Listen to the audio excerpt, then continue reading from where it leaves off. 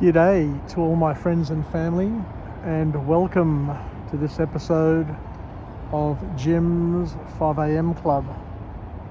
It's Tuesday morning, and as you can see, it's a little overcast, and Cockle Bay is a little different to what it was yesterday. As you can see, the Sydney Boat Show has come to an end, and this little area here that was chock-a-block full of boats is no longer. All the boats left yesterday within 2 or 3 hours, and we're back, almost back to just having a normal sort of life. It'll take another few days for them to deassemble these pontoons, and Cockle Bay will just be a very, very quiet, serene area once again. What I want to do today is just go through and do a walk and talk about a book summary, another book summary, adding to my library of 1,552 vlogs. This will be 1,553. And the name of this book is entitled The Light We Carry, and it's written by an author, a wife of a very famous man. Her name is Michelle Obama. She's written a couple of books, and she's touched on some really, really nice topics. I must admit, I like her style, I like what she writes about, and most importantly, I think what I really enjoy is the hope that she projects in a world of uncertainty, in a world of pain and suffering. She does hold up a lantern and provides light to people to give us a sense of comfort. And she kicks off her book with a beautiful quote where she says that one light feeds another, one strong family lends strength to more, one engaged community can ignite those around it. This is the power of the light that we carry. So what she's basically saying there is that whilst we are all unique and different from each other, we are also different for each other, and we can set an example, we can inspire through our example and help others around us, just like we can seek help, seek support, seek example from others around us as well. So we're not alone, and there is opportunity to tap in to those around us, to find solace and to basically feed off each other's positive energy and encourage others and keep on encouraging ourselves to do good in the world, to serve God, to love one another as we love ourselves, and to do things that are God-pleasing. Michelle Obama's story is an interesting one. She lost her father at a relatively young age, and he was ill for a number of years. And what she basically said is that growing up in those formative years of her growth and development, she did adapt to her father's illness, and she learnt how to deal with the pain, the suffering, at watching and experiencing her father's discomfort, and she learnt how to basically try and pick out the good things in life rather than to continuously focus on those things that are disempowering. So this book is all about overcoming fears and nurturing your unique gifts and sharing those unique gifts in a productive way with those around us, in order to create a better place to live and a better place to enable other people to live as well. So on that first point about overcoming and identifying and understanding fear, what she says here, which is quite interesting, and I've never seen it quite described like this, but I think it is quite profound and quite useful, where she says that there are two types of fear. There's a type of fear that can be described and labelled as protective fear, and there's also a group of fears that can be identified and labelled as restrictive fears.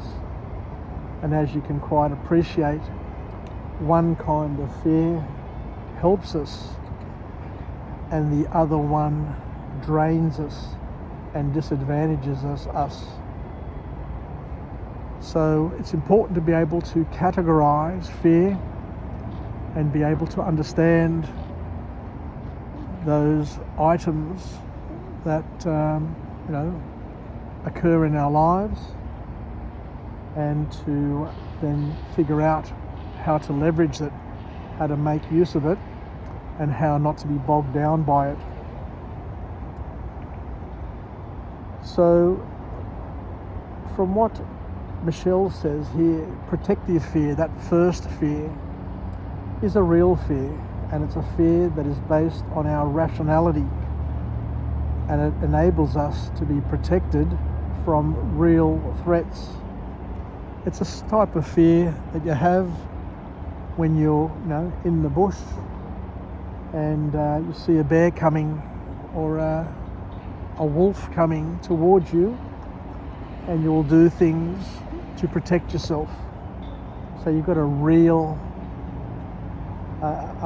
sort of situation, a real threat, and you need to take real action. And the other sort of fear where she talks about is the restrictive fear, which is based on our irrational brain, our irrational self. They are all of those fears that are irrational, fears that are made up in our minds, fears that we've inherited from other people, our parents, our grandparents, uncles, aunts, brothers, sisters, friends, work peers, the media. There are a whole stack of other fears that are made up and are irrational, and the chance of them occurring is really insignificant. But because our mind is focused on them, before you know it, you turn them into something much bigger, much more real than what they are, because our vivid imagination can't quite tell the difference between reality and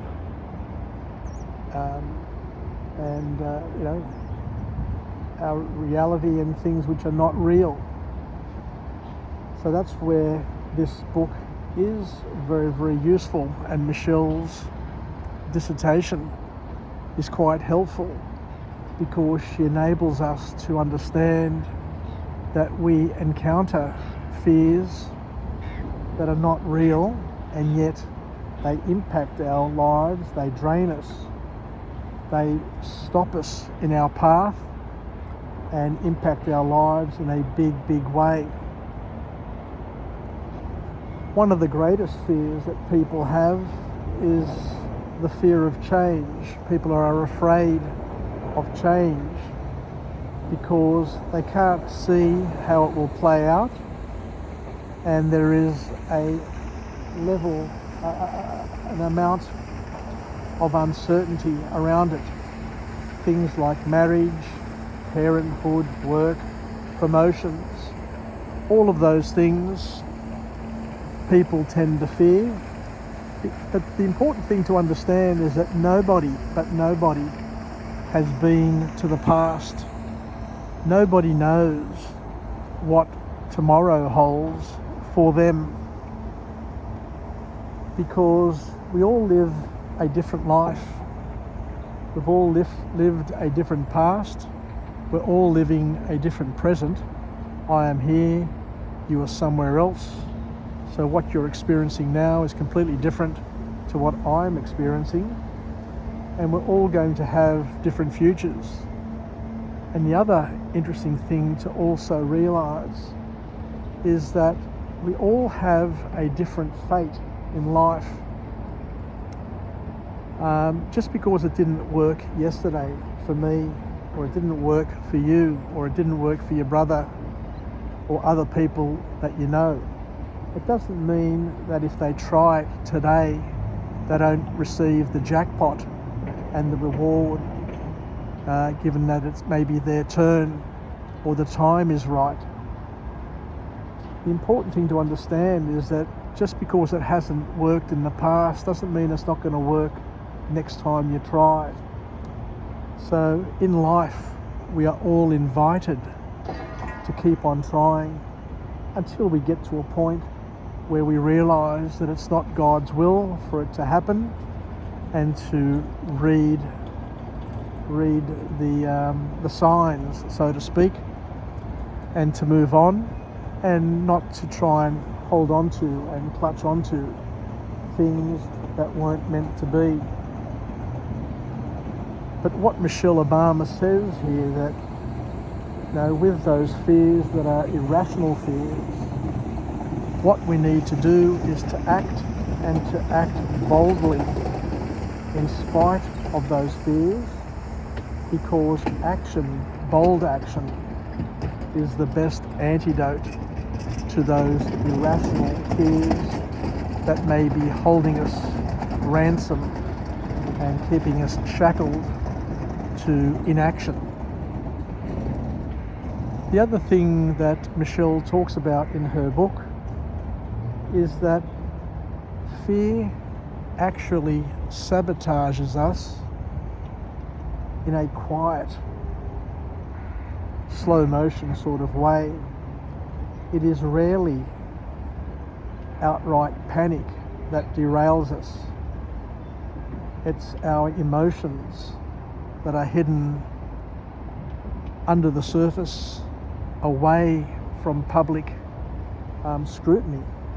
The things that happen in our head, the things that happen in our stomachs, in our hearts, that really hold us back from time to time.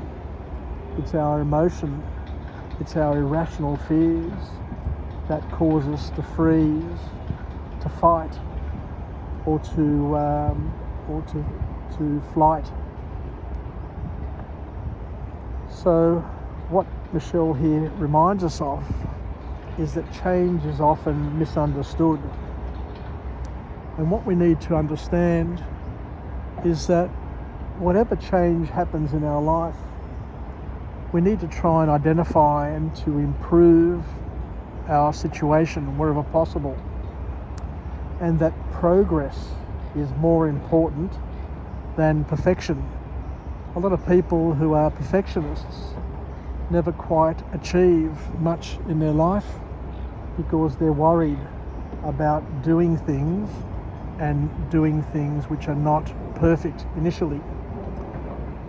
But Michelle in her book here says that perfection isn't all that real anyway. It's just a state of mind that we have, and a fallacy that we may hold near and dear to our hearts. But what we should be trying to do on a regular basis, on a day-by-day basis, is just trying to improve ourselves step by step, and identifying and appreciating that progress is more important than perfection. And we also need to start. You can have all the best plans in the world, you can have all the dreams, the greatest dreams that have ever been dreamt. But if you don't start, if you don't take action, if you don't take bold action, if you don't start before you're ready, then chances are that you're going to be a stillbirth. You're not basically going to get started. You're not going to do anything. So you need to start before you're ready, because you're never going to be ready. You need to understand this. We all need to understand this. Life's not going to wait for us. Life's not going to tap you on the shoulder and say, now is your turn. Now is the day where things will all align and everything will happen for you. You need to keep on pushing the envelope. You need to keep on doing things in the attempt that you're going to unlock that special padlock or that chain that's holding you down, and that today is going to be your day. Because in reality, because humans are teleological in nature, we love solving problems. It's important to realise and to incorporate into your daily schedule the fact that regardless of what problem you come up with, most of us are going to find a way to solve it. We're going to figure it out along the way. Just like we figured it out when we were children, just like we figured it out when we were toddlers, just like we figured it out when we were at school, at university. You're going to find an answer, you're going to find a way, and if you first don't succeed, of course, try again, but using different methods and coming in from a different approach. But if you start before you're ready, if you look forward to progress and not perfection, and you try and figure things out and make those incremental steps, then sooner or later you're going to be in a better place than where you were before you started. Michelle also talks about the 3-part process, where she talks about whenever you face fear, whenever you face severe discomfort, you need to do 3 basic things. You need to breathe, you need to reflect, and you need to plan in order to handle any acute onset of fear that could stifle and stymie your progress. So one of the big lessons that comes from this book is you need to identify, you need to be open and honest with yourself. You need to be able to identify and label your fears, because the problem is that fear is very, very subtle. Fear works beneath the surface and it derails people, even the greatest people, even the most confident and capable leaders in the world all face fear at some point in time. But as Michelle Obama says, that the problem with fear is that it is often subtle and you can't quite see it, you can't quite put your finger on it, but it's there undermining you all the time. So we breathe so that we can be relaxed in order to be able to think straight and to think rationally.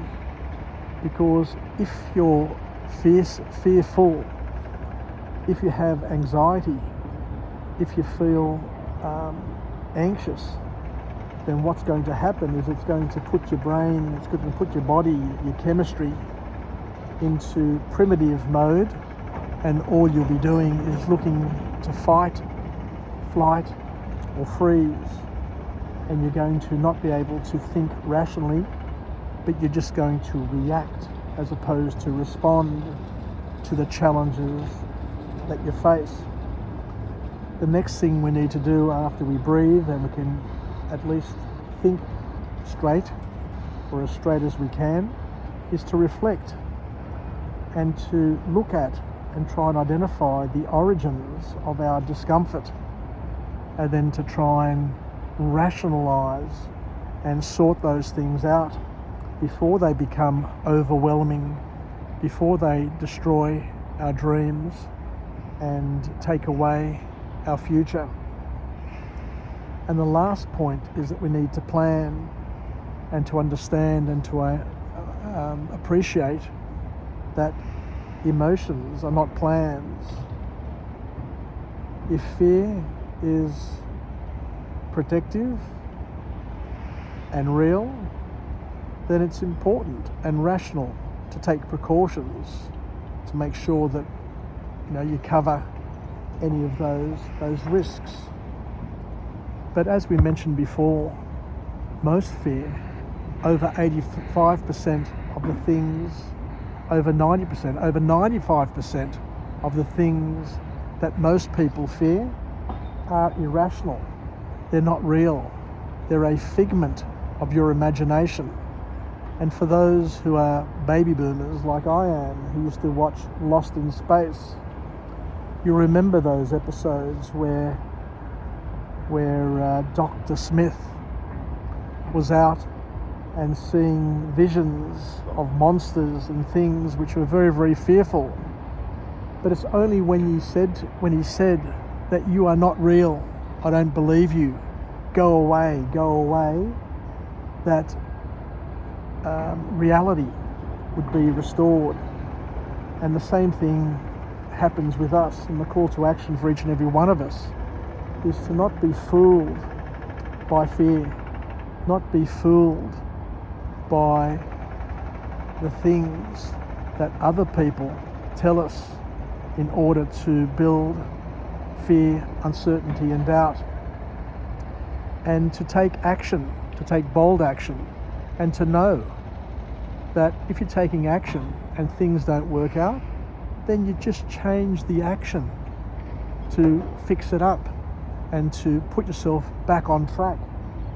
You're not expected to be on course.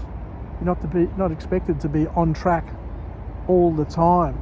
You're going to be lost at some point in time. But it's those times when you're lost that you need to take action, remedial action, to get you back on track and back on course. And just to keep on moving forward, to keep on progressing one step at a time. As my friend Johnny D says, just keep on moving and you'll find a path. Keep on moving, you'll find a window. Keep on moving, you'll find a way. And I remember as a young boy when I used to go shooting out at Nyngan, Dorrie Hodge, the farmer's wife, would always say, if ever you feel that you're lost, just keep on walking in the one direction until you find a fence line. And once you find a fence line, just follow the fence line around until you come to a gate. And when you come to a gate, you'll be on a road and you have to decide which way or which direction to go, and that road will lead you to the homestead or will lead you somewhere productive and somewhere safe. So once again, another beautiful lesson. So thank you very much for joining me on this day for yet another book summary. I absolutely enjoy doing book summaries and having a walk and talk. I'm going to continue to build my library and see where it leads me, but feel free to share these book summaries. Be welcomed to subscribe to my YouTube channel and hit the bell as well so that you can be alerted to any new video that I put up.